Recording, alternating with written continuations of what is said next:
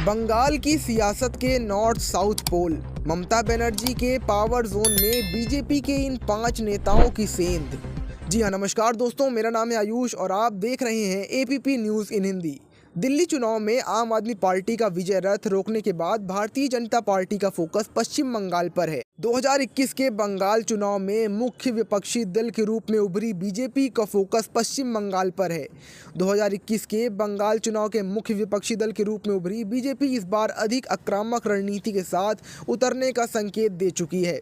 गृह मंत्री अमित शाह ने हर महीने 2 दिन बंगाल दौरे का कार्यक्रम भी तैयार किया है।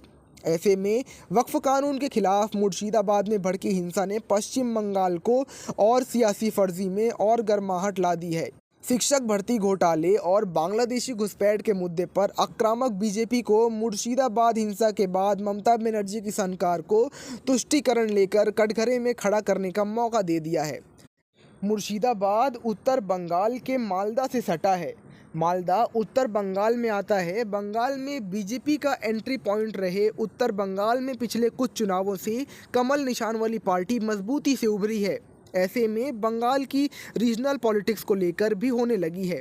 पश्चिम बंगाल की सियासत देखें तो ये नॉर्थ और साउथ पोल की एंट्री नज़र आती है।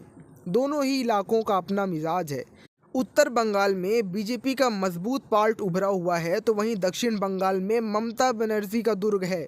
उत्तर बंगाल में मालदा के साथ ही कूच बिहार, जायपालगुड़ी, अलीपुरद्वार जैसे अन्य इलाके आते हैं। इन जिलों में कुल 54 विधानसभा सीटें हैं। दक्षिण बंगाल की बात करें तो ममता बनर्जी की पार्टी का पावर हाउस माने जाने वाले इस इलाके में राजधानी कोलकाता के साथ ही उत्तर 24 परगना, दक्षिण 24 परगना जैसे जिले भी आते हैं। टीएमसी का वोट शेयर इन रीजन में लगातार 59% के आसपास रहा है।